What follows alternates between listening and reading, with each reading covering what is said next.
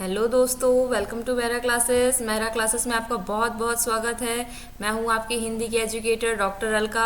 जैसा कि हमने आपको पिछले वीडियो में बोला था कि हम अपनी यूनिट को अब कंटिन्यू स्टार्ट करेंगे, तो हम अब आज मैं आपके लिए लेकर आई हूं यूनिट 1, जिसका टॉपिक है हिंदी भाषा का उद्भव, विकास और स्वरूप। तो हम चलते हैं अपने आगे वीडियो की ओर, लेकिन वीडियो में आगे बढ़ने से पहले आपसे रिक्वेस्ट करना चाहेंगे कि अगर आपने मेरा क्लासेस को सब्सक्राइब नहीं किया है तो प्लीज़ सब्सक्राइब कीजिए और एमपी असिस्टेंट प्रोफेसर की तैयारी को बहुत ही स्ट्रॉन्ग बनाइए। तो चलते हैं हम अपने इकाई 1 की ओर। इकाई 1 में हम आपको बता दें कि हमारे क्या क्या टॉपिक्स हैं। इकाई 1 का जो हमारा मेन टॉपिक है उसका नाम है हिंदी भाषा का उद्भव, विकास और स्वरूप। और इसके अंदर जो सब टॉपिक हैं उसमें है हिंदी भाषा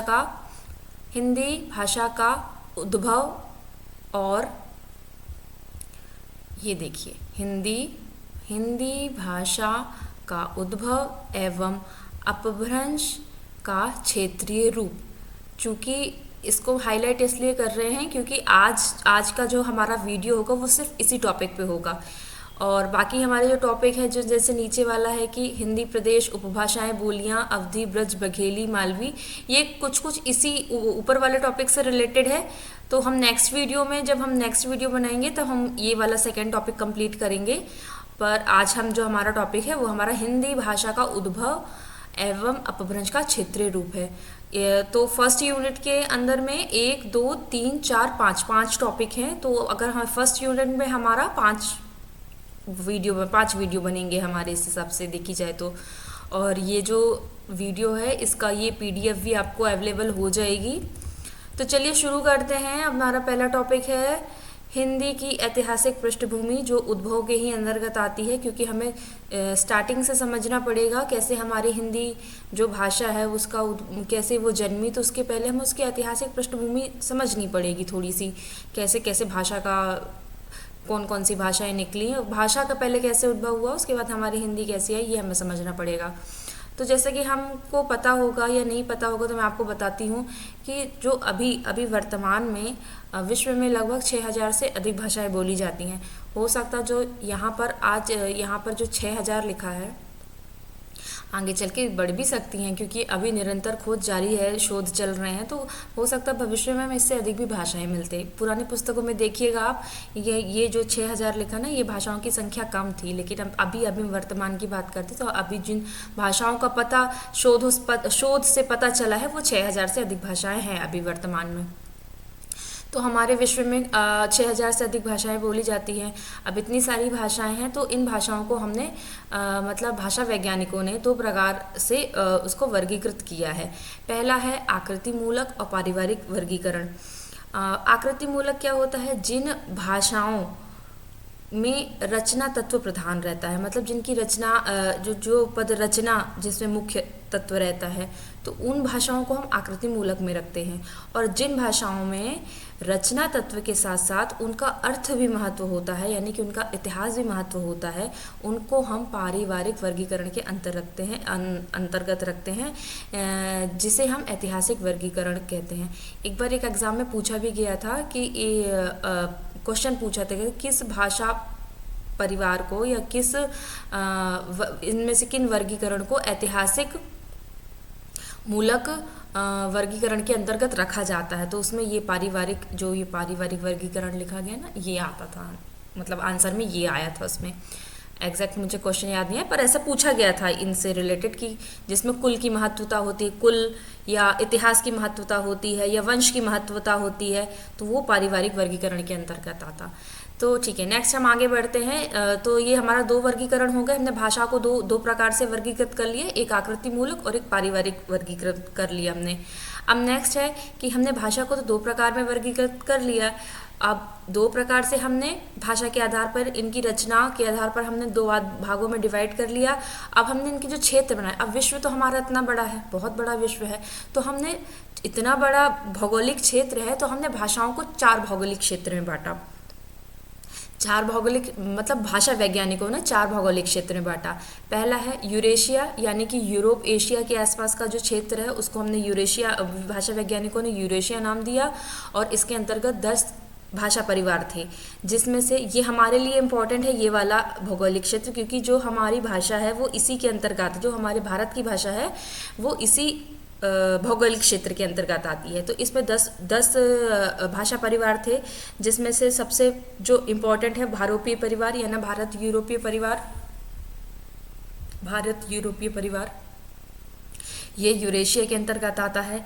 इसके अंतर्गत चीनी परिवार आता है। ये आप ऑलरेडी समझ सकते हैं कि भारत के जस्ट ऊपर चीन है तो चीनी परिवार हो गई।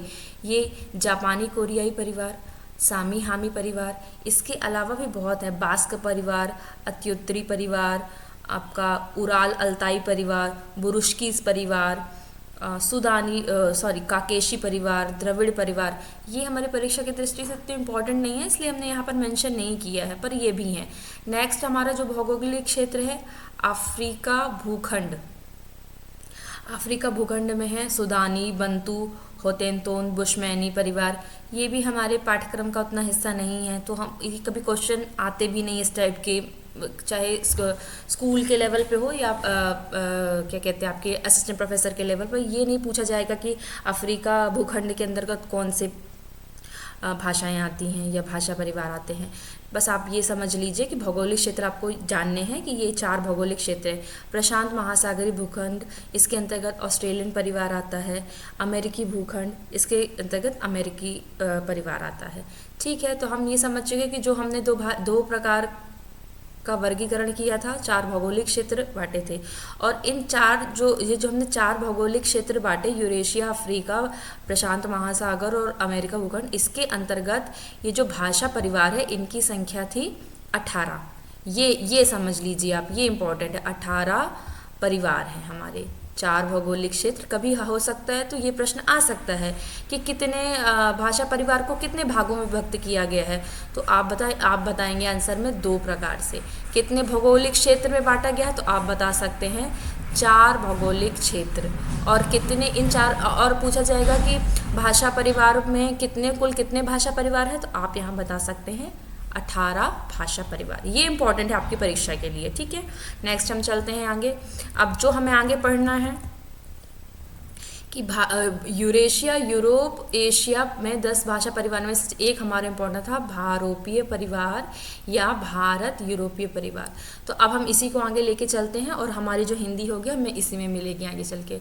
तो भारोपीय परिवार को इंडो जर्मनिक परिवार भी कहते हैं, भारत हिती परिवार भी कहते हैं, और आर्य परिवार ये आपने सुना होगा बहुत, आर्य के भारत में आर्य आए या भारत आर्य समाज, आर्य से आप बहुत शब्द समझ सकते हैं। तो अगर कभी आए कि आर्य परिवार इनमें से और किसका नाम है, तो आप यहाँ लिख दीजिएगा भारोपीय परिवार का अन्य नाम आर्य परिवार है।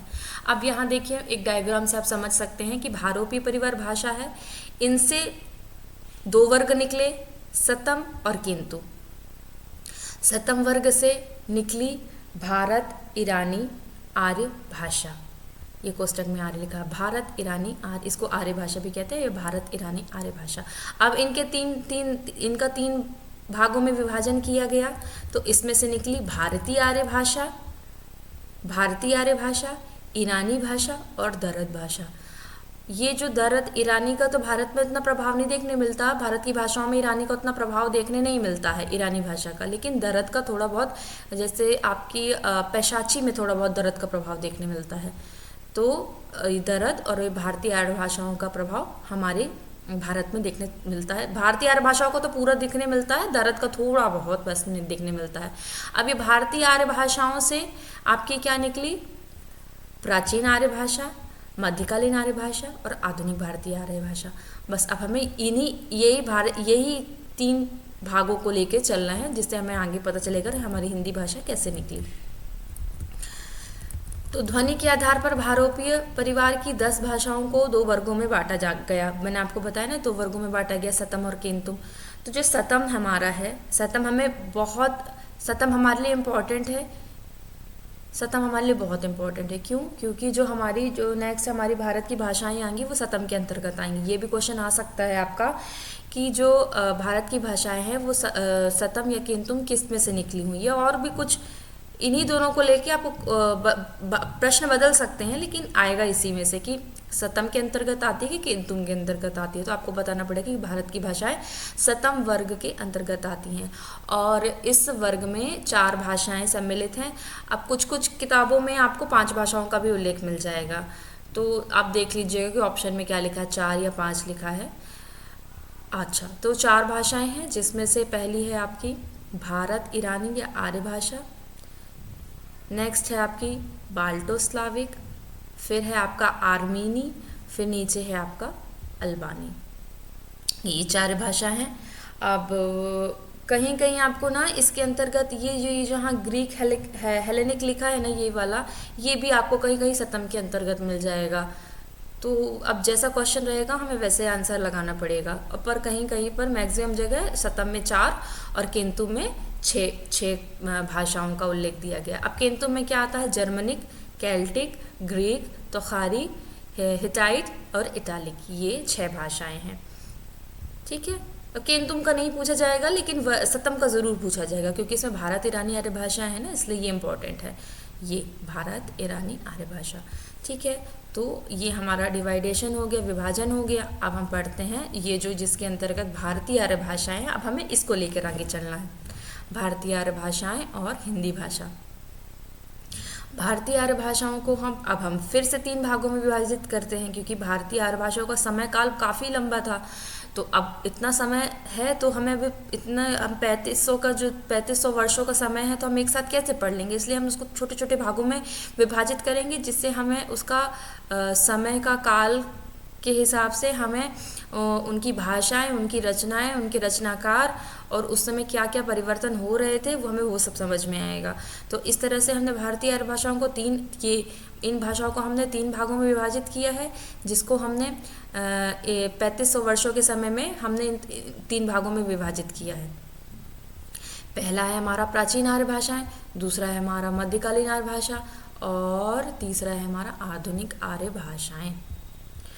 ये है आपका।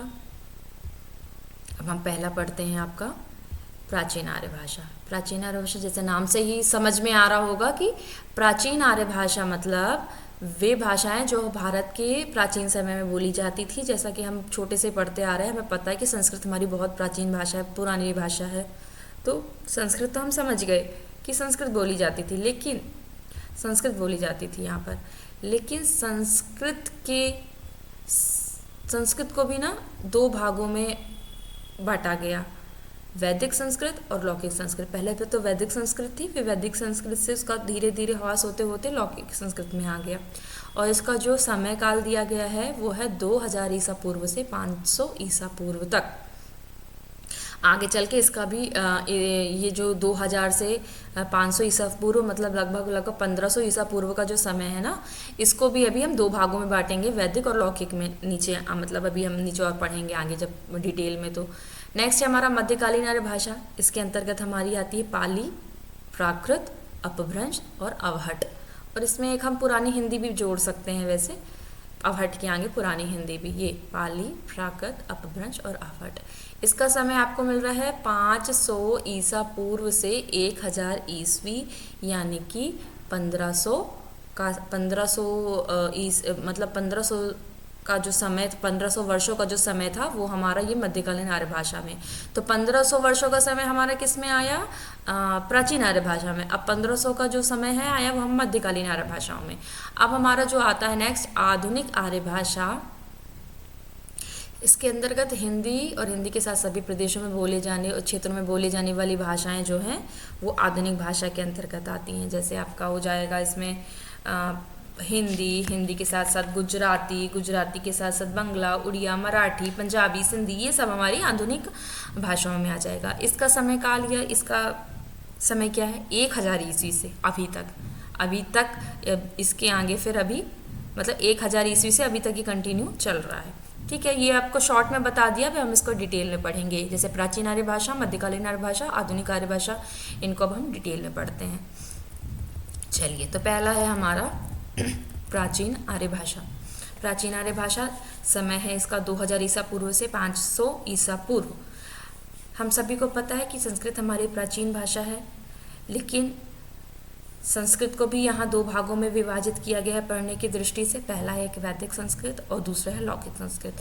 पहले हम समझते हैं कि पहले हम वैदिक संस्कृत के बारे में पढ़ते हैं कि वैदिक संस्कृत क्या होता है, क्या क्या विशेषताएं थी, क्या क्या उसकी प्रमुख रचनाएं थी। वैदिक संस्कृत, इसका समय दिया गया है 2000 ईसा पूर्व से 1000 ईसा पूर्व तक। 2000 ईसा पूर्व से 1000 ईसा पूर्व तक वैदिक संस्कृत का समय है। इसमें क्या मुख्य था, इसमें हमारे जो वेद थे, वेदों की रचना सबसे इम्पोर्टेंट है। वैदिक संस्कृत में वेदों की रचना हुई है। सबसे ज़्यादा इसमें महत्वपूर्ण बात यह है कि इसमें वेदों की रचना हुई, वेदांगों की रचना हुई, आरण्यक, उपनिषद, ब्राह्मण ग्रंथ आदि इत्यादि इसमें लिखे गए। वैदिक की छांदस जैसे नाम से जाना जाता है, इसको अन्य इन नामों से भी जाना जाता है। ठीक है, इस भाषा में वेदांग, आरण्यक, उपनिषद, ब्राह्मण ग्रंथ आदि लिखे गए। ये हमारा वैदिक संस्कृत में लिखे गए। ये फर्स्ट वाला मैंने अभी इसलिए नहीं पढ़ा कि अभी आपको इसके बाद बताऊंगी, तो ये इसमें ये मेन इम्पॉर्टेंट था, इसलिए बताना था कि वैदिक संस्कृत का ये, इसलिए कि इसमें वेद, वेदांग, आरण्यक, उपनिषद, ब्राह्मण ग्रंथ, ऋतु संहिता, ये सब इसमें लिखे गए थे। वैदिक संस्कृत के 3 रूप हैं, पश्चिमोत्तरी, मध्यवर्ती और पूर्वी। इसका मतलब ये है कि जब वैदिक समय में वैदिक संस्कृत बोली जाती थी तो ये 3 क्षेत्र थे, 3 एरिया थे कि जहाँ संस्कृत बोली जाती थी। एक पश्चिमोत्तरी, एक मध्यवर्ती और एक पूर्वी। तो ये जो लौकिक संस्कृत है, ये कहाँ से निकली? पहले तो सब वैदिक संस्कृत का ही उपयोग करते थे। लौकिक संस्कृत कैसे निकली? जो वैदिक संस्कृत का ये पश्चिमोत्तरी वाला जो रूप था, क्षेत्र था, वहाँ से हमारी निकली लौकिक संस्कृत। तो अगर कभी क्वेश्चन में आता है कि लौकिक संस्कृत का उद्भव वैदिक संस्कृत के किस रूप से हुआ है, तो आप बोलेंगे पश्चिमोत्तरी क्षेत्र या रूप से लौकिक संस्कृत का उद्भव हुआ है। अब लौकिक जैसे वैदिक संस्कृत में वेद, वेदांग, आरण्यक, उपनिषद, ब्राह्मण ग्रंथ आदि लिखे गए। तो लौकिक संस्कृत में क्या सबसे इम्पोर्टेंट लिखा गया? लौकिक संस्कृत में सबसे इम्पोर्टेंट लिखा गया रामायण। जो वाल्मीकि जी का रामायण था वो आपके लौकिक संस्कृत में लिखा गया। लौकिक भाषा का जो विवेचन था, भाषिक विवेचन था, वो सर्वप्रथम किसने किया? पाणिनि ने किया। किसने किया? सर्वप्रथम पाणिनि ने अपनी रचना अष्टाध्यायी, ये अष्टाध्यायी बहुत इंपॉर्टेंट रचना है पाणिनि की। लौकिक भाषा का भाषिक विवेचन सर्वप्रथम पाणिनि ने अष्टाध्यायी में किया। ठीक है, इसी भाषा में ये देखिए अभिज्ञान शाकुंतलम, क्योंकि कालिदास हमें आगे पढ़ना पड़ेगा इसलिए ये भी इम्पोर्टेंट जाता है। अभिज्ञान शाकुंतलम ये यहाँ पर ये भी आपका लौकिक संस्कृत में लिखा गया। रामायण हमने बता दिया है। महाभारत भी आपका लौकिक संस्कृत में लिखा गया। कादम्बरी भी आपका लौकिक संस्कृत में लिखा गया। ये मेन था। ड्यूरेशन का जो एक समय था, ये दोनों का समय बता दिया गया कि दोनों का समय में क्या क्या अंतर था।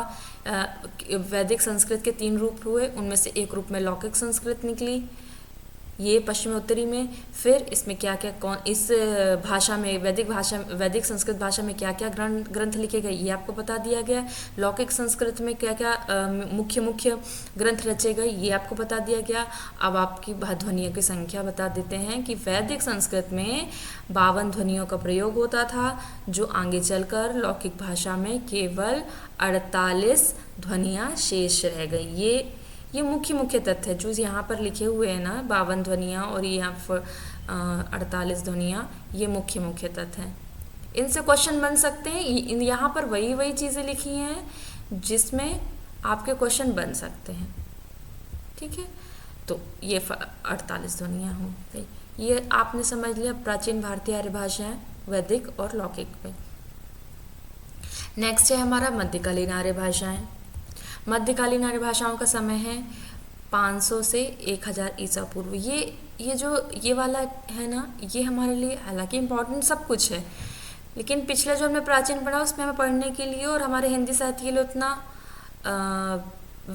मतलब मटेरियल नहीं था, लेकिन इसमें हमें बहुत सारा मटेरियल मिलेगा। कैसे कि मध्यकालीन जो भारतीय आर्य भाषाएँ थीं, इसको हमने 3 भागों में विभाजित किया, जिसको हम पाली, प्राकृत और अपभ्रंश के नाम से जानते हैं। पाली, प्राकृत और अपभ्रंश के नाम से जानते हैं।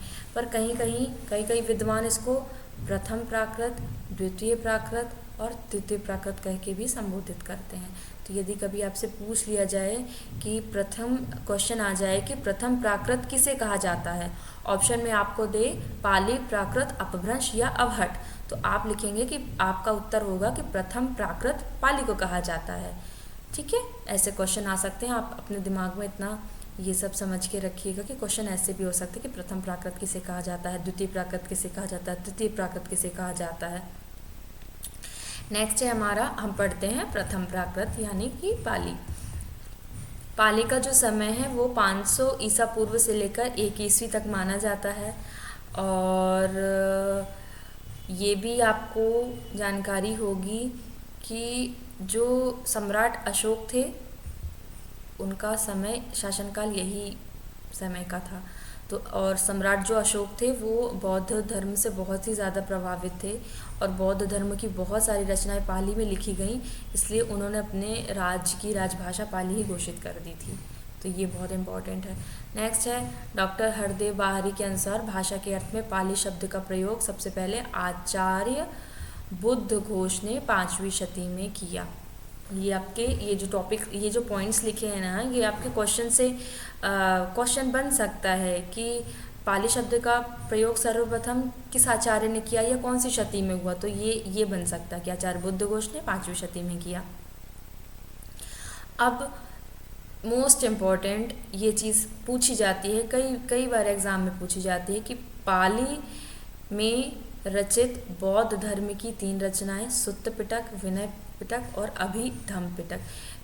अभी एमपीपीएससी में तो ऐसा क्वेश्चन नहीं आया है, लेकिन जो एमपीपीएससी का और भी क्या कहते हैं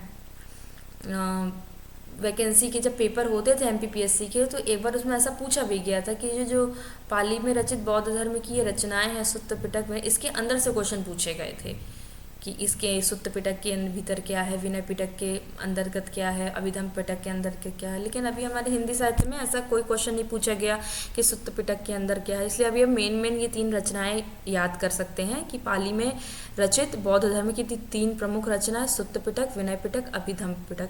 इसकी एक ट्रिक भी है, अगर आपको इसको याद करना हो तो इसकी एक ट्रिक है सुविधा।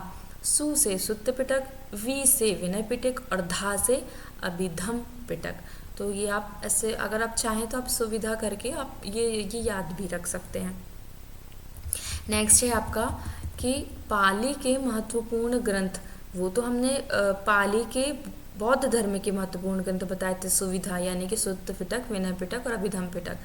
ये पाली के अन्य बहुत महत्वपूर्ण ग्रंथ हैं, जैसे बुद्ध घोष जिसका हमने अभी ऊपर जिक्र किया था कि सर्वप्रथम हमें उनके पाली में हमें बुद्ध घोष ने सबसे पहले पाली शब्द का प्रयोग किया ना, इसलिए बुद्ध घोष इम्पोर्टेंट हो जाते हैं। तो पाली के महत्वपूर्ण ग्रंथों में बुद्ध घोष का ही विशुद्धिमग्ग करके है। और पाली के ही बहुत बड़े व्याकरण हुए महाकात्यायन, मोगलान और अग्गवंश। ये पाली भाषा के बहुत बड़े ये तीनों व्याकरण थे। इन्होंने बहुत अच्छे व्याकरण, बड़े महत्वपूर्ण व्याकरण लिखे, जैसे कात्यायन व्याकरण लिखा महाकात्यायन ने 7वीं शताब्दी में, मोगलान व्याकरण ने लिखा 12वीं शताब्दी में, सद्दय नीति व्याकरण लिखा अग्गवंश ने। तो ये भी हमारे लिए इम्पोर्टेंट है। इसको भी हम अपने पाली, अगर हम पाली भाषा पढ़ रहे हैं तो ये तथ्य हमें अपने दिमाग में रखना बहुत ज़रूरी है। और हमें पाली की क्या विशेषताएं हैं, अगर हम भाषिक विशेषताएं देखें पाली की, तो संस्कृत में तो था नपुंसकलिंग और द्विवचन तो था, लेकिन जब पाली भाषा जैसे मध्यकालीन भाषा का स्टार्टिंग था पाली भाषा, तो यहाँ से ना धीरे धीरे नपुंसकलिंग और द्विवचन का ना धीरे धीरे लोप होना शुरू हो गया। यहाँ पर पाली भाषा के थोड़ा एकदम से चेंज नहीं हो, लेकिन थोड़ा चेंज होना शुरू हो गया था। जैसे कि अभी हम देखते हैं हिंदी में, अब हमको एक वचन और बहुवचन ही देखने मिलता है। अब हमको द्विवचन नहीं देखने मिलता, लेकिन संस्कृत में अभी भी एक वचन, द्विवचन, बहुवचन होता है ना। तो ऐसे ही पाली भाषा की विशेषता थी कि यहाँ से चीज़ें शुरू हो गई, इनका लोप होना शुरू हो गया। अब पाली में कैसे, जैसे अगर पाली भाषा मतलब क्या भाषा, तो जैसे आप देखते हैं कि संस्कृत में स्थित आ गया, तो पाली भाषा में धीरे धीरे वो बदलते बदलते थिया हो गया, मतलब उसका एक प्रकार से बदल गया, स्वरूप बदल गया, थिया हो गया। और आगे चल के देखिए अभी अब हमारे वर्तमान में ये था हो गया। तो ऐसे भाषा चेंज होती है, जैसे ये पहला पहला क्रम ये हुआ, फिर दूसरा क्रम ये हुआ। और ये ऐसा नहीं कि आज स्थित था कल थिया हो गया और परसों था हो जाएगा, ऐसा नहीं। बहुत समय लगता है, बहुत कई 100 वर्षों का समय लगा ये सब बदलने में। इसलिए भाषा बहुत धीरे धीरे बदलती है, बहुत धीरे धीरे। इसलिए हम उसका इतिहास पढ़ रहे हैं, उसका ऐतिहासिक वर्गीकरण पढ़ रहे हैं, इसलिए हम उसके बारे में पूरे साहित्य में ये चीज़ें पढ़ रहे हैं। नेक्स्ट है पाली के बाद आता है प्राकृत, जिसको द्वितीय प्राकृत भी कहते हैं, जिसको साहित्यिक प्राकृत भी कहते हैं। और ये प्राकृत हमारे लिए बहुत बहुत इम्पॉर्टेंट है। पहले हम इसका समय काल जान लेते हैं। इसका समय है 1 ईस्वी से 500 ईस्वी तक। 1 ईस्वी से 500 ईस्वी तक माना जाता है। अब ये मतलब इसलिए आप इसको ऐसे भी याद रख सकते हो कि ये जो प्राकृत थी या द्वितीय प्राकृत थी या साहित्यिक प्राकृत थी, ये हमारी एक ईस्वी से, अभी तक जो चल रहा था वो हमारा ईसा पूर्व चल रहा था, लेकिन ये हमारा 1 ईस्वी से। तो कभी आ जाए कि प्राकृत का समय क्या है, ये क्वेश्चन आता है कि इन प्राकृत का समय बताइए या द्वितीय प्राकृत का समय बताइए, तो आपको बताना पड़ेगा 1 ईस्वी से 500 ईस्वी तक। ये क्वेश्चन आया हुआ है। इस प्राकृत को साहित्यिक प्राकृत भी कहते हैं। ठीक है, हेमचंद को प्राकृत का पाणिनि, जैसे हमने अभी ऊपर लौकिक संस्कृत में पढ़ा था ना पाणिनि को, तो हेमचंद्र जो थे इनको प्राकृत का पाणिनि कहा जाता है, क्योंकि इन्होंने भी प्राकृत का और अपभ्रंश का भी, आगे चल के आप पढ़ेंगे, अपभ्रंश का भी व्याकरण लिखा था। और भाषिक विवेचन बहुत अच्छे से सुव्यवस्थित तरीके से कहा था, इसलिए इनको ये उपाधि दी गई थी। अगला है आपका वर रुचि का प्राकृत प्रकाश में प्राकृत के 4 भेद थे, 4 भेद हैं, सॉरी।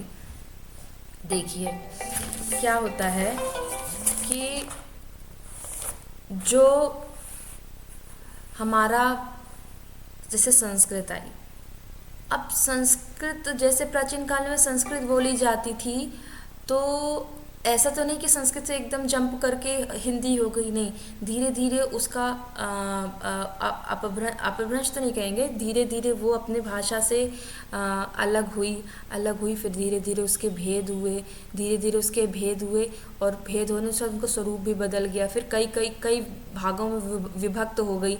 तो इससे ऐसे करते करते हिंदी, बांग्ला, बघेली, संस्कृत से हिंदी, बांग्ला सब निकलती गई। तो अब यहाँ से हम देखते हैं कि कैसे भेद हो रहे हैं। अब हमारे ये हमने यहाँ से भेद कि वर रुचि का प्राकृत प्रकाश में प्राकृत के 4 भेद किए गए। अभी हमने पहले संस्कृत पढ़ा, फिर हमने पढ़ा लौकिक संस्कृत, अब हमने पढ़ा पाली। यहाँ तक अभी अकेला अकेला चल रहा था, अब यहाँ से भेद होना शुरू हो गए। क्या क्या भेद हुए, ये यहाँ छोटी सी ट्रिक है, आपको अभी समझ में नहीं आएगा, अगर आपको चाहिए होगा तो प्लीज़ कमेंट में आप मुझे बताइएगा। मैं ऐसे छोटी छोटी बहुत सी ऐसे ट्रिक्स बना के आपको बताऊंगी कि आपको ना एकदम से क्लिक कर जाएगा कि हाँ ऐसा था। ये तो वर रुचि का जो प्राकृत प्रकाशन है, प्राकृत के 4 भेद बताए गए। क्या बताए गए, एक तो पैशाची, दूसरा शौरसैनी, तीसरा मागधी और चौथा महाराष्ट्री, ये 4। अब आपको थोड़ा थोड़ा, अगर आप हिंदी साहित्य को थोड़ा सा आपने पहले पढ़ा होगा तो ये नाम आपको थोड़े थोड़े से पहचाने लग रहे होंगे। जो हमारी वर्तमान की पंजाबी है वो पैशाची से निकली हुई है, पैशाची प्राकृत या अपभ्रंश से निकली हुई है। शौरसैनी जिससे पश्चिमी हिंदी, जिसमें हमारी हिंदी, बुंदेली, खड़ी बोली ये सब निकली, वो शौरसैनी से निकली है। मागधी से हमारी बिहार की बोलियाँ निकली हुई हैं, और महाराष्ट्री से हमारी मराठी निकली गई है। तो अब आप समझ सकते हैं कैसे अब धीरे धीरे कैसा ये बढ़ रहा है, कैसे कैसे हमारा अब जो विभाजन है वो कैसे कैसे संस्कृत से टूट टूट के अब नीचे आ रहा है, कैसे कैसे अब अलग अलग भाषाएं बन रही हैं, यहाँ से बन रही हैं। फिर अगला है हमारा प्राकृत भाषा की विशेषता क्षतिपूर्वक दीर्घीकरण थी। क्षतिपूर्वक दीर्घीकरण मतलब क्या होता है, जैसे यहाँ समझिए आप, मैंने यहाँ एग्जाम्पल दिया हुआ है ना, प्राकृत भाषा की विशेषता क्षतिपूरक दीर्घीकरण थी। उदाहरण के लिए जैसे संस्कृत में हम पढ़ते हैं जिह्वा, जिह्वा, अब वो धीरे धीरे धीरे उसका रूप बदल के क्या बोलने लगे लोग, उसको जिह्वा, जिह्वा, उसका जो पूर्व रूप था वो बदल करके जिह्वा हो गया। लोग उसको यहाँ प्राकृत में आते आते जिह्वा बोलने लगे, जिह्वा, उसका स्वरूप बदल गया। अब हम वर्तमान में हम किसको क्या बोलते हैं, जीभ। हमें इसलिए ये सब पढ़ना बहुत ज़रूरी है। अगर हमारे सिलेबस में सब चीज़ें दी हुई हैं तो उसका कारण एक ये भी है कि ये देखिए ना कि कैसे जिह्वा से जीभ डायरेक्ट, अगर हम सोचेंगे कभी कि जिह्वा से जीभ कैसे एकदम से हो गया, इसके लिए हमें ये बीच का पढ़ना बहुत ज़रूरी है। हमें ये जानना ज़रूरी है कि ऐसी क्या स्थितियाँ थी, क्या ऐसी भाषा थी, क्या ऐसे उस भाषा की विशेषता थी जिससे आज वर्तमान में पूर्व में जो ये शब्द था उसका स्वरूप बदल के आज ये हो गया। जैसे कर्म का कम से बदल के आज हम जो काम बोलते हैं कि हम बहुत काम कर रहे हैं, पहले कर्म होता था, संस्कृत भाषा में कर्म होता था, अब हम काम बोलते थे। ये जो बीच का है ना, ये भाषा का ये जो स्वरूप बदला है, इसी को हम क्षतिपूर्वक दीर्घीकरण कहते हैं। फिर अगला है प्राकृत के भेद। ये जो मैंने आपको यहाँ पर बताया था, प्राकृत के भेद, शौरसैनी, महाराष्ट्री, मागधी, पैशाची, आरशी, अर्धमागधी, चूलिका पैशाची, ये इसके प्राकृत के भेद थे। ये भेद हमें इसलिए भी जानने ज़रूरी हैं क्योंकि इन्हीं भेदों से हमारी आधुनिक भारतीय भाषाएं निकलेंगी। इसी प्राकृत के भेद से, पहले इन प्राकृत के भेद से निकलेगा अपभ्रंश, और अपभ्रंश से फिर निकलेंगी हमारी आधुनिक हिंदी भाषाएं। तो अब ये हमने प्राकृत के बारे में पढ़ लिया। अच्छा, ये जो चूलिका पैशाची है, तो जो दंडी थे, काव्य शास्त्र में आप इनका नाम जब काव्य शास्त्र पढ़ते हैं तब दंडी का नाम आता है। तो काव्य शास्त्र के जो विद्वान दंडी हैं, उन्होंने चूलिका पैशाची को भूत भाषा कहा है। ये आ जाता है ऑब्जेक्टिव में कभी कभी कि किसने चूलिका पैशाची को भूत भाषा कहा या दंडी ने किस भाषा को भूत भाषा कहा। तो यहाँ चूलिका पैशाची और दंडी का नाम प्रमुख है। नेक्स्ट है हमारा अपभ्रंश या तृतीय प्राकृत। अपभ्रंश का नाम अगर हम अपभ्रंश शब्द का शाब्दिक अर्थ लगाएं तो अपभ्रंश का लगता है जो अपने मार्ग से भ्रष्ट हुई हो, उसको हम अपभ्रंश, अगर हम शाब्दिक अर्थ लगाएं तो उसका शाब्दिक अर्थ ये निकलता है। और कहीं ना कहीं ये भी है कि सही बात है कि जो एक मार्ग में भाषा चली जा रही थी, तो अपभ्रंश के समय तक, मतलब ये जो समय है ना, ये समय तक वो रास्ते से अपनी हट गई, इसीलिए बहुत सारी भाषाएं फिर आधुनिक भारतीय भाषाओं के अंतर्गत आई इसी अपभ्रंश के समय से। इसीलिए इस काल को ना अपभ्रंश कहते हैं। इसका समय है 500 ईस्वी से 1000 ईस्वी तक। अपभ्रंश की सबसे प्रमुख विशेषता है कि अपभ्रंश उकार बहुल भाषा। ये ना एक बार यूजीसी नेट के एग्जाम में पूछा भी था कि अपभ्रंश किस प्रकार की भाषा है, आकार बहुला, उकार बहुला, इकार बहुला, ऐसे करके क्वेश्चन आया था। तो आपके लिए इम्पोर्टेंट जाता है कि अपभ्रंश जो है वो उकार बहुला भाषा है। जैसे लिखने को अगर आप अपभ्रंश की वो देखेंगे, कविताएं वगैरह देखेंगे, रचनाएं, जिसमें लिखू, सिखू, ऐसे ऊ करके आता है, तो इसलिए अपभ्रंश उकार बहुला भाषा है। और इसका प्रियतम छंद दोहा है। जो हमारा भी अभी पेपर हुआ था 2022 के हिसाब से, 2022 के सिलेबस के हिसाब से जो पेपर हुआ था, उसमें एक ऐसा क्वेश्चन पूछा गया था कि अपभ्रंश का लाडला छंद दोहा है या दोहा अपभ्रंश का लाडला छंद है, ये वाक्य किसने कहा था। ये क्वेश्चन आया था, ये वाला। अब नेक्स्ट है इसमें कि अपभ्रंश और अवहट में ये देखिए, अपभ्रंश और अवहट हम आगे पढ़ेंगे, पर यहाँ पर भी मेंशन कर दिया गया, वहाँ पर भी मेंशन कर देंगे कि अपभ्रंश और अवहट में चौपाई में 15 मात्राएं होती। उस टाइम पे जब अपभ्रंश की रचनाएं पढ़ेंगे ना, तो उसमें 15 मात्राएं आपको देखने मिलेंगी। लेकिन जब हिंदी थोड़ी सी व्यवस्थित हो जाएगी, जब हमारी आधुनिक भारतीय भाषा आ जाएंगी ना, तो यहाँ आपको चौपाई, जो आगे चल के चौपाई हो गया, चौपाई, और उसमें हमको 16 मात्राएं देखने को मिलती हैं। ये यहीं से निकला था, यहीं चौपाई, यहीं मात्राएं भी एक बढ़ गई थी और ये चौपाई की जगह वहाँ चौपाई हो गया था। फिर नेक्स्ट पॉइंट है भाषा के अर्थ में इसका प्रयोग छठवीं शती में होने लगा था। ये जो है ना कि भाषा के अर्थ में इसका प्रयोग छठवीं शताब्दी में होने लगा था, इसका ये यहाँ आगे का है कि डॉक्टर उदय नारायण तिवारी और भोलानाथ तिवारी ने छठवीं सदी के ग्रंथकार थे चंड। तो वो चंड जो ग्रंथकार थे उनकी रचनाओं में इसका उल्लेख मिला कि अपभ्रंश कोई भाषा है। ये चंड के उसमें ऐसा बतलाया गया, पर ये प्रमाणिक नहीं कह सकते। ये सिर्फ प्रमाणिक नहीं है। प्रमाणिक हमारा मिलेगा आपको पतंजलि के में, बस ऐसा उल्लेख है कि ऐसा मिलता है चंड के। अगर कभी ऑप्शन में अगर आता कि सर्वप्रथम और चंड है तो आप प्लीज़ लगा दीजिएगा इसको, है ना। अब नेक्स्ट टॉपिक है हमारा, ये यहाँ छठवीं शताब्दी लिखा था ना, इसलिए इसको यहाँ पर मेंशन करके मैंने आपको बता दिया। अब आपका है कि इसे अवहंस, अच्छा इसके अन्य नाम भी देखिए, अपभ्रंश के अन्य नाम भी देखिए। इसे अवहंस, ग्रामीण भाषा, देशी भाषा, आभीर, अभिरोक्ति आदि नाम से भी जाना जाता है। ठीक है, ये ठीक है। अब ये सबसे इम्पोर्टेंट है, ये एक बारी ना उसमें पूछा भी गया है, इसमें यूजीसी नेट में, कि अपभ्रंश में कितने स्वर थे या कितने स्वर हैं। तो इसमें ये इसको याद रखिएगा, इसमें 8 स्वर हैं। 8 स्वर में भी छोटा आ, छोटी ई, उ, ऐ, ओ, ये सभी हर्ष स्वर थे, और बड़ा आ, बड़ी ई, बड़ा उ, ये सभी दीर्घ स्वर थे। ऐसे कुल मिला के 8 स्वर जो हैं वो आपके हैं। अब यहाँ ये वो वाली बात हो गई यहाँ पर, ये जो यहाँ पर आप नेक्स्ट में मेंशन करेंगे हम कि किन किन लोगों को सर्वप्रथम अपभ्रंश शब्द का प्रयोगकर्ता माना है, कौन कौन किस को मानते हैं। तो जो भर्तृहरि है ना, वो व्याडी को सर्वप्रथम अपभ्रंश का प्रयोगकर्ता मानते हैं कि व्याडी जो हैं, व्याडी जो रचनाकार है, उन्होंने सबसे पहले अपभ्रंश शब्द का प्रयोग किया था। और जैसे कि मैंने आपको पहले बताया कि डॉक्टर उदय नारायण तिवारी और भोलानाथ तिवारी ने छठवीं शती के चंड को प्रथम अपभ्रंश शब्द का प्रयोग करने वाला बताया है।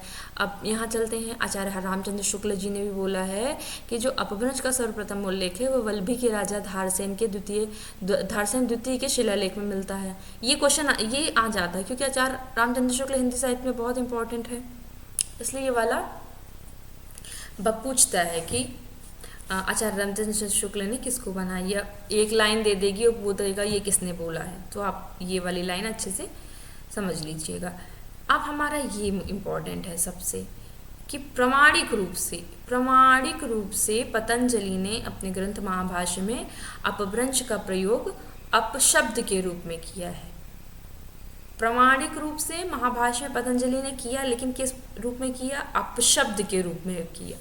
मतलब कि जो नेगेटिव वर्ड है उसमें किया उन्होंने। ये हमारे लिए, ये पतंजलि हमें याद रखना पड़ेगा अपभ्रंश में। ठीक है। अब जैसे मैंने आपको प्राकृत में भी बताया था हेमचंद्र के लिए, हेमचंद्र ने अपभ्रंश का भाषिक और व्याकरणिक विवेचन किया। इन्हें अपभ्रंश का सबसे बड़ा व्याकरण कहा जाता है। ये प्राकृत के में भी ये इम्पोर्टेंट थे और ये आपके अपभ्रंश में भी इम्पोर्टेंट है। नेक्स्ट है आपका अपभ्रंश के भेद। अब वहाँ हमने प्राकृत के भेद पढ़े थे,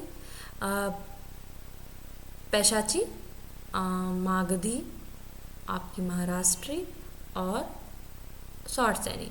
अब हम यहाँ पढ़ते हैं अपभ्रंश के भेद। नागर, उपनागर, ब्राचर, पूर्वी, पश्चिमी, उत्तरी, दक्षिणी, आभीर और ग्राम्य। ये अपभ्रंश के भेद थे कि ये जो भेद है ना, ये बहुत सारे विद्वानों के मिक्स में है। कुछ ने कुछ को माना, किसी ने किसी को माना, पर ये पूरा हमने एक साथ कर दिया। जो नागर है वो आप मोटा मोटा समझ सकते हैं कि गुजरात साइड का है, गुजराती क्षेत्र है, गुजरात का क्षेत्र है। उपनागर राजस्थान का है। ब्राचर सिंध क्षेत्र का है। पूर्वी आप समझ सकते हैं, ये आपका बिहार उड़ीसा साइड का पूर्वी। पश्चिमी आप समझ लीजिए आपका ये कन्नौज साइड का।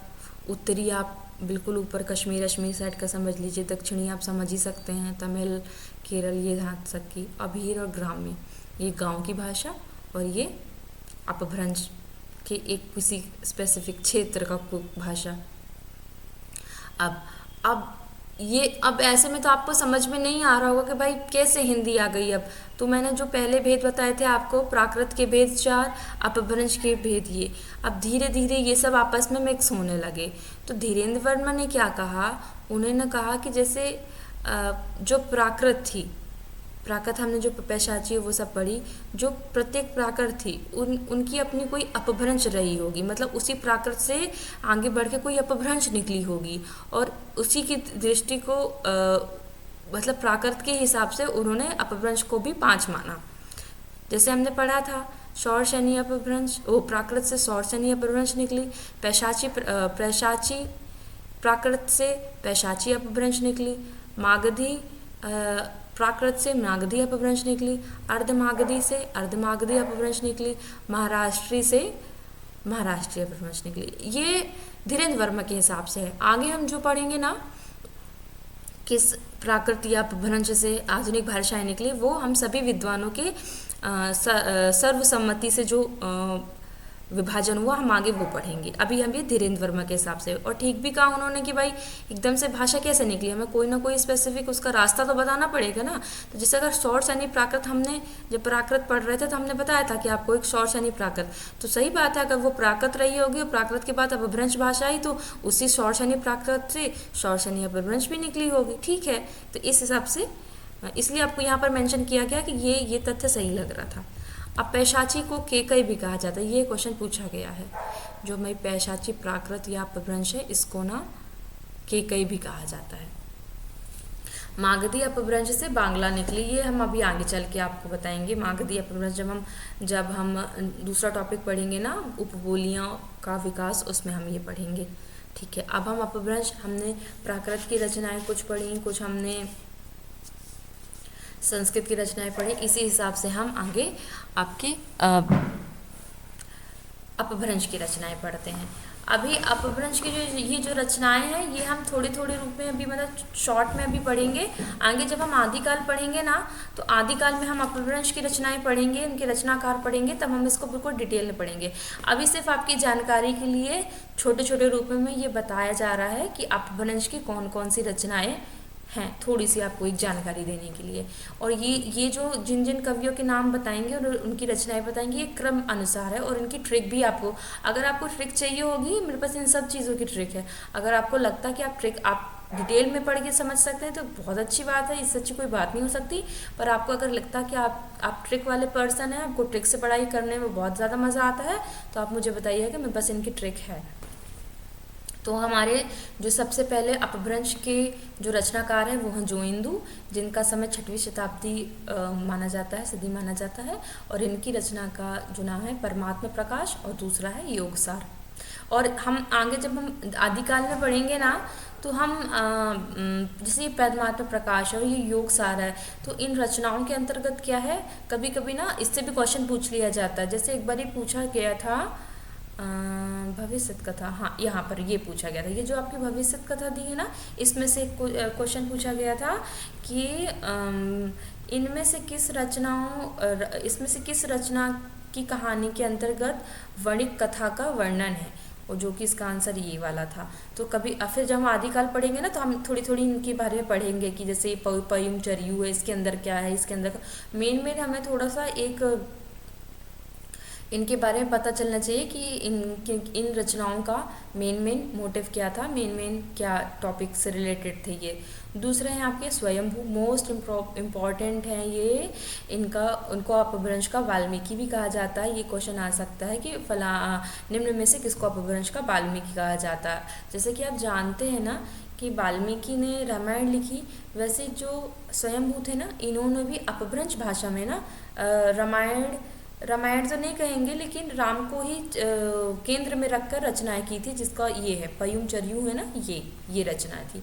फिर इसके अंतर्गत कितनी संधियां, कितने भाग हैं, ये सब हम आदिकाल में पढ़ेंगे। समय आप देख लीजिए 7वीं सदी। इसके अलावा जो स्वयंभू की रचना है वो ऋट्ठनेमि चरयू है, हरिवंश, जिसको हरिवंश पुराण भी कहते हैं। अच्छा, ये जो नाम है ना, जैसे पयुम चरयू, ऋट्ठ, ये अपभ्रंश के नाम हैं, जिनको फिर बाद में अगर आप हिंदी में वो करते हैं, ये हरिवंश पुराण, हिंदी में अगर हम इसको ट्रांसलेट करते हैं तो उसको हरिवंश पुराण कहा गया। पंचमी चरयू, स्वयंभू छंद, ये हैं किनकी रचना? स्वयंभू की। ये तो पता ही चल जाएगा कि स्वयंभू की है। अगला है हमारे पुष्पदंत, ये भी बहुत इंपॉर्टेंट है। ये जो स्वयंभू है, पुष्पदंत है, धनपाल है, ये ना अक्सर पेपर में पूछे जाते हैं। अच्छा, क्वेश्चन कैसे आते हैं इनमें से? जैसे पुष्पदंत का समय बताइए, 10वीं सदी। अपभ्रंश के व्यास किसे कहा जाता है? पुष्प। अच्छा देखो, यहाँ हमने वाल्मीकि पढ़ा, यहाँ हमने व्यास पढ़ा। जैसा कि आपको पता, वाल्मीकि ने रामायण लिखी, इसलिए रामायण से राम के चरित्र से प्रभावित होकर ये रचनाएं लिखी गई, इसलिए इनको वाल्मीकि कहा गया। पुष्पदंत ने क्या किया? ये व्यास ने क्या लिखा? महाभारत, यानी कि कृष्ण से संबंधित ग्रंथ लिखा ना। तो पुष्पदंत का जो ये रचना है ना, महापुराण, इसमें कहीं ना कहीं कृष्ण के विषय में या चरित्र पर लिखा गया है, इसीलिए इनको व्यास कहा जाता है, अपभ्रंश का। तो आप इससे भी वाल्मीकि और व्यास के रचनाओं से भी आप ना रिलेट कर लीजिएगा।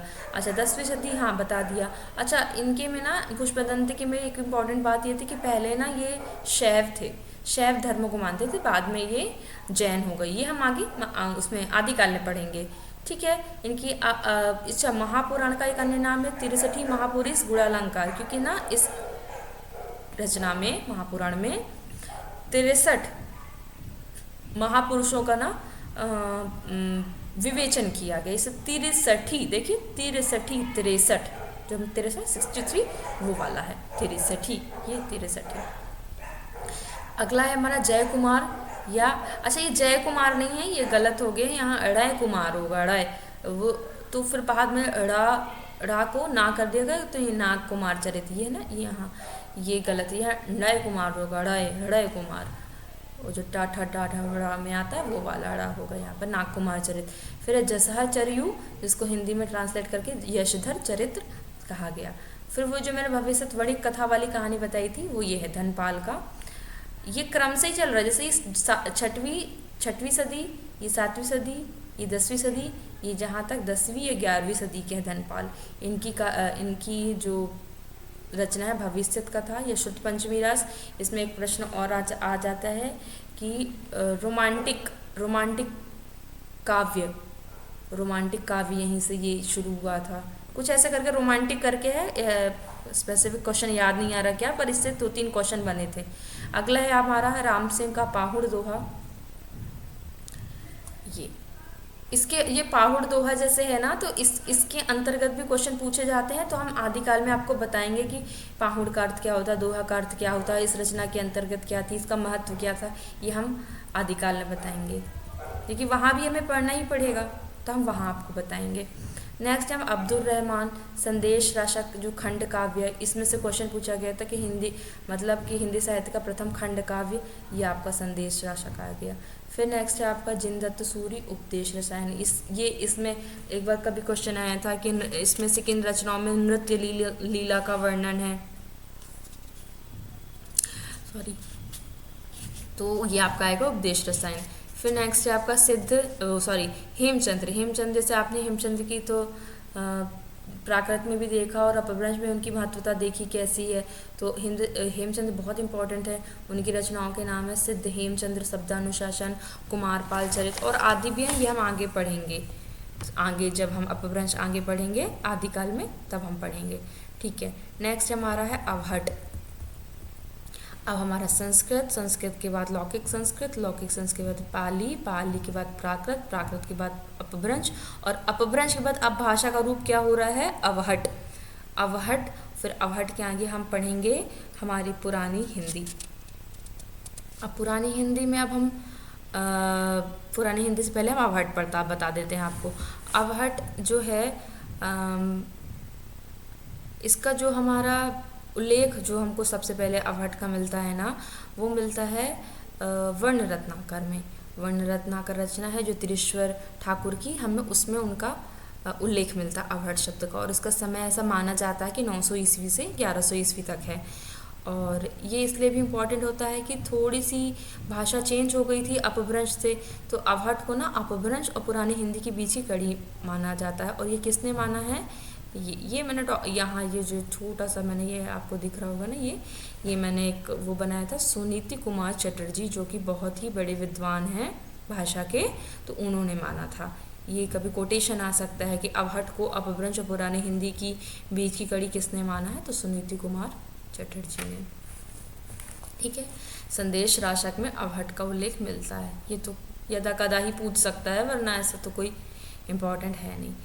पुरानी हिंदी या प्रारंभिक हिंदी में से एक लाइन हमेशा पूछी जाती है, हमेशा। अधिकतम पेपर में देखना, अगर पुरानी हिंदी से किसी को प्रश्न लेना हो तो वो सबसे पहले यही लगेगा कि चंद्रधर शर्मा गुलेरी ने परवर्ती हिंदी या उत्तर अपभ्रंश को पुरानी हिंदी कहा। ये पुरानी हिंदी कहा, ये अक्सर पूछा जाता है, ये वाला पुरानी हिंदी से यही प्रश्न पूछा जाता है। पर मोटा मोटा आप समझ लीजिए कि इसका समय जो है 12वीं सदी से 14वीं सदी के लगभग। और अच्छा, पुरानी, अब ये जो पुरानी हिंदी है ये लगभग आपकी आधुनिक हिंदी के आसपास ही पहुंचने का समय हो रहा है ना, तो ये बस पहुंचने वाली है। फिर यहाँ से हमारी अवधि बघेली यहाँ से स्टार्ट हो जाएंगी, तो ये 12वीं से 14वीं शताब्दी तक है। और अब इसमें क्या हुआ, परसर्गों का मतलब विकास हो गया। जैसे अब तुझको, मुझको, उसने, ये जो परसर्ग है ना, यहाँ से इनका परसर्गों का यहाँ विकास शुरू हो गया। देशज शब्द, देशज जो जैसे हमारे जो देसी शब्द हैं उनका यूज़ होने लगा। देखिए तभी तो ना अवधि में और आपकी बुंदेली में जो हमारे देसी शब्द हैं, क्योंकि संस्कृत के पूरे हम शब्द उपयोग नहीं करते, हम तो अपने देशी शब्दों का भी प्रयोग करते थे। यहाँ पुरानी हिंदी में देशज शब्दों का विकास होने लगा था। कुछ विदेशी शब्द भी आ गए थे, क्योंकि जैसे कि हमको पता है ना कि हमारे ऊपर भारत में कई विदेशी मतलब विदेशियों ने हमारे ऊपर आक्रमण किया और यहाँ बहुत दिनों तक रहे, शासन किया, तो उनसे हमारे कहीं कहीं विदेशी शब्द भी आ गए। तो इस हिसाब से विदेशज शब्दों की भी मात्रा पुरानी हिंदी में बढ़ी। अब हमारा यहाँ से टॉपिक शुरू होता है आधुनिक आर्य भाषाओं का। ये मोस्ट इम्पॉर्टेंट तो सब है, पर ये मोस्ट इम्पॉर्टेंट ठीक इसलिए है क्योंकि ये अब हिंदी के पास, ये जितनी हिंदी के पास आता जाता तो क्वेश्चन बढ़ने की संभावना उतनी ज़्यादा रहती है। आधुनिक हिंदी भाषाएं, भारतीय आर्य भाषा, इस मतलब ये जो इन भाषाओं का जो समय है ना, वो 1000 ईस्वी से अब तक माना गया है, अभी तक ही चल रही हैं। ठीक है, चल रही हैं। और आधुनिक भारतीय भाषाओं की उत्पत्ति अपभ्रंश से हुई है। हाँ पता है, ये क्वेश्चन आया है एक बारी कि आधुनिक भारतीय भाषाओं की उत्पत्ति किससे हुई है। अपभ्रंश, प्राकृत, पाली, संस्कृत। संस्कृत भी आया तो लोग कन्फ्यूज होकर संस्कृत लगा देते हैं, लेकिन नहीं, यहाँ पर ना अपभ्रंश से हुई है। अपभ्रंश नहीं, यहाँ से हुई है। ये आपको ना एक चार्ट है, चार्ट के माध्यम से आप देखिए हिंदी भाषा का विकास। पहले संस्कृत, फिर पाली, फिर प्राकृत, फिर अपभ्रंश, फिर अवहट से प्रारंभिक हिंदी या पुरानी हिंदी, ये यहाँ तक आया। अब ये जो प्रारंभिक हिंदी, पुरानी हिंदी ना, अब यहाँ से हमारी ये मुख्य भाषाएं, और फिर इनसे ये उपभाषाएं, ये जो आपको दिख रहा है उपभाषाएं, और यहाँ से हमारी बोलियाँ और ये नई भाषाएं निकली हैं। तो अब हम पहली अपभ्रंश से ही पढ़ते, सौरसैनी अपभ्रंश, मागधी अपभ्रंश, आपकी अर्धमागधी, महाराष्ट्री, प्राचर और पैशाची। तो ये हमारी 6 हो गई। 6 से जो ये मराठी है, तो मराठी को तो हम नहीं लेते हिंदी के अंतर्गत, लिपि इसकी ज़रूर देवनागरी है मराठी की, लेकिन हम हिंदी के अंतर्गत इस भाषा को नहीं लेते। तो हमारी फिर क्या बची, सौरसैनी, अर्धमागधी और सौरसैनी, अर्धमागधी और मागधी। बिहारी को भी हमने ले लिया, सौरसैनी, मागधी, अर्धमागधी। तो हम इन तीनों को लेके चलते हैं। तो सौरसैनी अपभ्रंश जो है वो सौरसैनी अपभ्रंश के अंतर्गत भी ना और उपभाषाएं हैं, जिसमें पश्चिमी हिंदी है, राजस्थानी है, पहाड़ी हिंदी है। और ये 3 वर्गों में जब यहाँ विभाजित हुई तो पश्चिमी हिंदी से हमारी निकली कौरवी। इसको हम आगे और अच्छे समझेंगे। सौरसैनी के जो हमने वर्गीकृत किया सौरसैनी को तीन वर्गों में, पश्चिमी हिंदी, राजस्थानी हिंदी और पहाड़ी हिंदी। पश्चिमी हिंदी में इससे में क्या क्या निकली, कौरवी, जो ये आपका कनौज अनौज का जगह है, यहाँ से कौरवी, हरियाणवी, हरियाणा वाले क्षेत्र में हरियाणवी, दक्षिणी, ये जो साउथ दक्षिण क्षेत्र में जो हिंदी जैसी बोलती, कायकू, तू कायकू गया, ऐसे वाली भाषा हैदराबादी साइड की, वो दक्षिणी हो गई। और ये ब्रज हो गई, ये बुंदेली हो गई, और ये कन्नौजी हो गई। ये सॉरी, जो ये कौरवी बताया ना, कन्नौजी मैंने बोला ये नहीं, ये कौरवी ना खड़ी बोली है, खड़ी बोली है कौरवी, सॉरी। कन्नौजी कन्नौज के क्षेत्र में, कौरवी जो आपके दिल्ली के क्षेत्र में ना, यहाँ कौरवी, दिल्ली देहरादून ये वाले खड़ी बोली वाले कौरवी का खड़ी बोली का एक अन्य नाम कौरवी भी है। राजस्थानी आपके पूरे राजस्थान में मारवाड़ी, जयपुरी, मेवाती और मालवी, अगर हम राजस्थान को 4 भागों में भी, उत्तर, दक्षिण, पूर्व, पश्चिम में भेजे ना, तो ये 4 भागों में यहाँ भी विभाजित होता है। तो ये जो मालवी है आपकी ना, ये आपकी कहीं कहीं मध्य प्रदेश में भी टच होती है ये, इसलिए हमारा जो MP असिस्टेंट प्रोफेसर का सिलेबस है ना, तो इसमें मालवी का भी उल्लेख इसलिए भी क्योंकि मध्य प्रदेश में टच होती है। नेक्स्ट है आपका पहाड़ी हिंदी, कुमायूनी, गढ़वाली, इसमें भी ये भी हिंदी के अंतर्गत आती है, इसमें भी बहुत सी रचनाएं हैं गढ़वाली, कुमायूनी में। फिर हमारा अर्धमागधी अपभ्रंश की उपभाषा और बोलियाँ। अब अर्धमागधी की उपभाषा क्या है, पूर्वी हिंदी, और पूर्वी हिंदी में से क्या निकली, अवधी, बघेली, छत्तीसगढ़ी, ये पूर्वी हिंदी में निकली हमारी। इसको आप ऐसे भी याद कर सकते हो, ABC, A से अवधी, B से बघेली, C से छत्तीसगढ़ी। तो देखिए 6 यहाँ हो गई, 4 यहाँ हो गई, 6 4 10, 10 और 2 12, 12 और 3 15, ठीक है।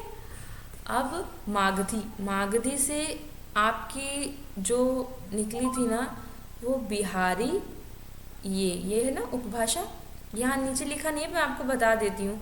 इसमें से निकली थी बिहारी, उड़िया और असमिया। तो उड़िया और असमिया तो हिंदी में आती नहीं, इसलिए हमने उसको मेंशन नहीं किया, निकली वो भी मागधी अपभ्रंश थी। ये आपको जानकारी के लिए बस बता रहे हैं, मागधी अपभ्रंश से ही निकली थी उड़िया असमिया, लेकिन वो हमारे से वो हमारे काम का हिंदी का नहीं है, इसलिए हम सिर्फ बिहारी हिंदी पढ़ेंगे, जिसमें भोजपुरी, मगही और मैथिली तीन ये हो गई। तो कितनी हो गई हमारे यहाँ, 6 4 10, 2 12, 13 14 15, 16 17 18, ये 18 हो गई। तो इस प्रकार से हिंदी की कितनी उपभाषाएं हो गई, 5 उपभाषाएं हो गई। कैसे 5 उपभाषाएं हो गई, 1 2 3 4 5, पश्चिमी हिंदी, राजस्थानी हिंदी, पहाड़ी हिंदी, पूर्वी हिंदी और बिहारी हिंदी, ये 5 उपभाषाएं हो गई और 18 बोलियां हो गई।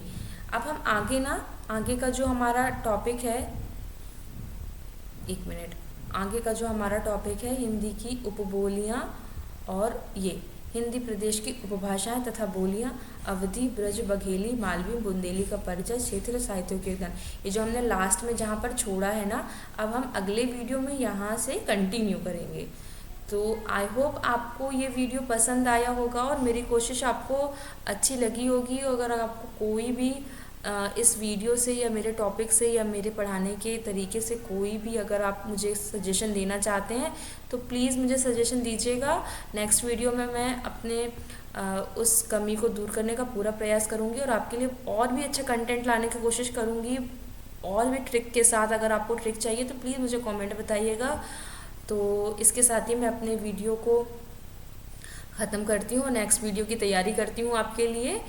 तो मेहरा क्लासेस से जुड़िए, अपना कोर्स एनरोल कीजिए, हमारे साथ जुड़िए, क्योंकि हम जब लाइव क्लासेस करेंगे तो हमें और अच्छा लगेगा आपसे जुड़ के। मेहरा क्लासेस से जुड़ने के लिए आपका बहुत बहुत धन्यवाद।